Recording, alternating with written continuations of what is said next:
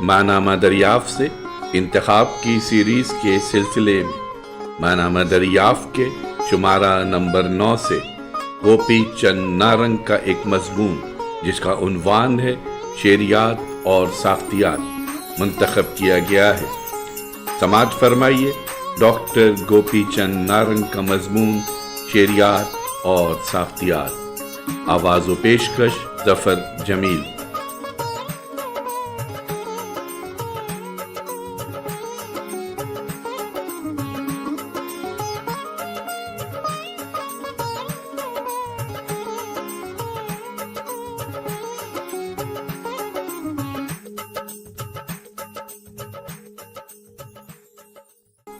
پس ساختیات کی جانب۔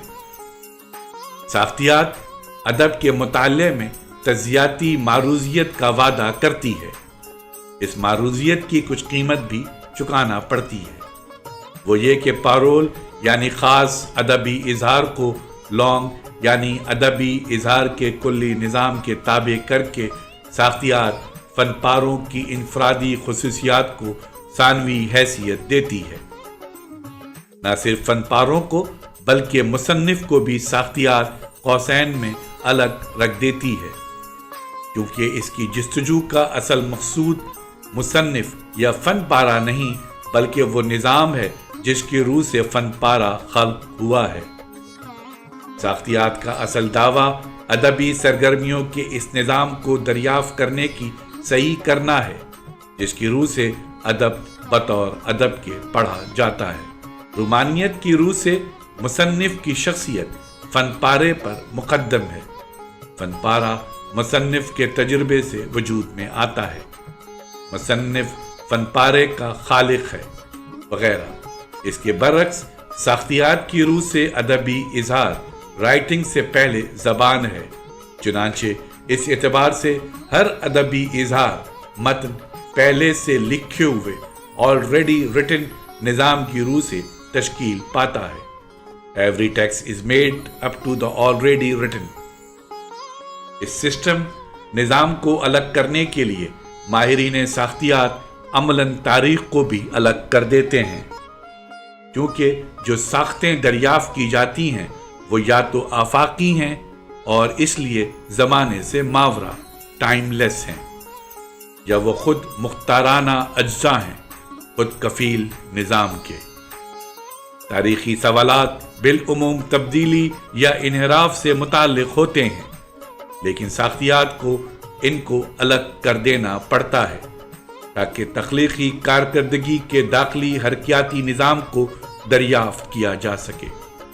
چنانچہ ماہرین ساختیات کو ایسے موضوعات میں کوئی دلچسپی نہیں کہ ناول یا افسانے کا ارتقاء کیسے ہوا، یا جاگیرداری عہد سے نشاط الثانیہ تک ادبی اصناف میں کیا کیا تبدیلیاں واقع ہوئیں وغیرہ۔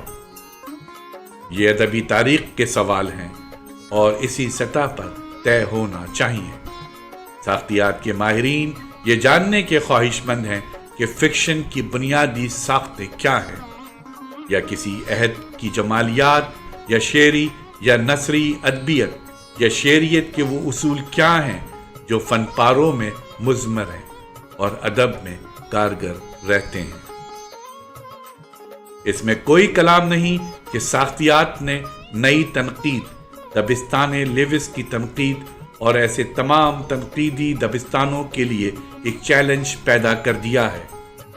ان سب دبستانوں میں زبان کے بارے میں یہ عام مفروضہ ملتا ہے کہ زبان کوئی ایسی شے ہے جس کے ذریعے حقیقت کا ادراک کیا جا سکتا ہے۔ زبان کے بارے میں ہمیشہ یہی سوچا گیا کہ زبان یا تو مصنف کے ذہن کی جھلک ہے یا یہ خارجی دنیا کی جھلک ہے جو مصنف کے ذہن میں ابھرتی ہے۔ گویا مصنف کی زبان اس کی شخصیت کا حصہ قرار دی گئی ہے اور ادب کو اظہار ذات کہا گیا ہے۔ تاہم جیسا کہ معلوم ہے بقول سوسیئر زبان مصنف سے پہلے وجود رکھتی ہے، گویا کہ اصلاً لفظ تھا اور لفظ سے متن پیدا ہوا۔ In the beginning was the word and the word created the text۔ بجائے یہ کہنے کہ کہ زبان حقیقت کی ترجمانی کرتی ہے۔ ساختیاتی فکر اس پر زور دیتی ہے کہ زبان کی ساخت حقیقت کو پیدا کرتی ہے۔ The structure of language produce reality۔ یہ گویا ادب کے لسانی رازوں کو جاننے کی کوشش ہے۔ دوسرے لفظوں میں معنی کا سرچشمہ مصنف کا تجربہ نہیں بلکہ وہ اصول و ضوابط ہیں جن کے تحت زبان عمل آرا ہوتی ہے۔ یعنی معنی فرد کے تابع نہیں بلکہ اس لسانی نظام کے تابع ہیں، خود فرد جس کا تابع ہے۔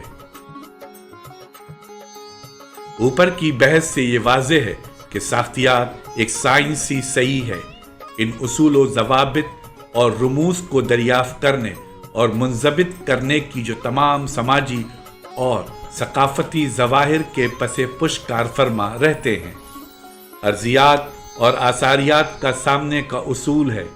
جو کچھ ہم سطح زمین پر دیکھتے ہیں وہ محض جھلک ہے، نظروں سے پنہا تاریخی آثار کی، اور جب تک پرتوں کو ہٹایا نہ جائے اور تہ تک پہنچا نہ جائے یہ پتہ نہیں چلایا جا سکتا کہ جو کچھ نظروں کے سامنے ہے اس کی اصل حقیقت کیا ہے۔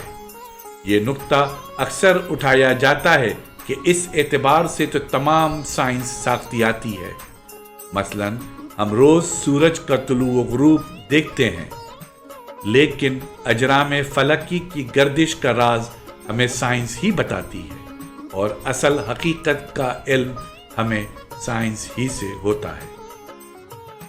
اب تک کے مباحث میں عمدن ہم نے ساختیات کے اس حصے سے سروکار رکھا جس کو بالعموم کلاسیکی ساختیات کہا جاتا ہے۔ جیسا کہ وضاحت کی گئی، اس کے طرز فکر کے معید یقین رکھتے ہیں کہ خاص طرح کے لسانی رشتے اور اصول تمام لسانی مظاہر کی تہ میں کار فرما رہتے ہیں، اور انفرادی اظہاریت ان داخلی ساختوں سے اسی طرح نمو پذیر ہوتے ہیں جس طرح زمین کا منظرنامہ زیر زمین ارضیاتی پرتوں اور ان کے خصائص سے نمو پاتا ہے۔ ساخت ایک مرکز، ایک ماخذ یا منبع کی طرح ہے، اور یہ دوسرے تمام مراکز کا ماخذ مثلاً فرد یا تاریخ کی جگہ لے لیتی ہے۔ بہرحال اس سے پہلے ذہن کے بیانیے سے متعلق نظریات سے بحث کے دوران ہم دیکھ چکے ہیں کہ بیانیے میں زمروں کے تضادات کا کوئی بھی سلسلہ معنی در معنی کے ایک ایسے کھیل کو پیدا کرتا ہے جس میں ایک معنیاتی جہت دوسری کو رد کرتی ہے، اور جو معنی کو پہلے سے طے شدہ یعنی مقررہ یا متعین ساخت انسٹرکشن دشوار ہو جاتی ہے۔ مثال کے طور پر منظر کاری بیانیہ ڈسکرپشن نیریشن کی ترجیحی اہمیت پر غور کیا جائے تو معلوم ہوتا ہے کہ بیانیہ اصل ہے اور منظر کاری ثانوی، کیونکہ منظر کاری تو بیان میں امدادی ہوتی ہے، بیان کرنے والا اتفاقاً منظر کاری بھی کر دیتا ہے وغیرہ۔ لیکن بیانیہ کی ترجیحی نوعیت طے ہو جانے کے بعد اگر اس فیصلے پر اثر نو غور کریں کہ جو نتیجہ ہم نے اخذ کیا ہے کیا وہ واقعی صحیح ہے، تو جیسے جیسے ہم غور کرتے جائیں گے اور گہرائی میں جائیں گے پہلا نتیجہ الٹنا شروع ہو جائے گا، اس لیے کہ منظر کاری تو بہرحال حاوی چیز ہے، کیونکہ کوئی بیانیہ منظر کاری کے بغیر ممکن ہی نہیں۔ یوں ہم نے اس ساخت کو جس کا مرکز بیانیہ تھا رد یا بے دخل انڈو کرنا شروع کر دیا۔ ساختیت کے عین قلب میں معنی کی رد تشکیل کی یہ فلسفیانہ کاوش ان فکری رویوں کی خاص پہچان ہے جو پس ساختیات پوسٹ اسٹرکچرلزم کے نام سے جانے جاتے ہیں۔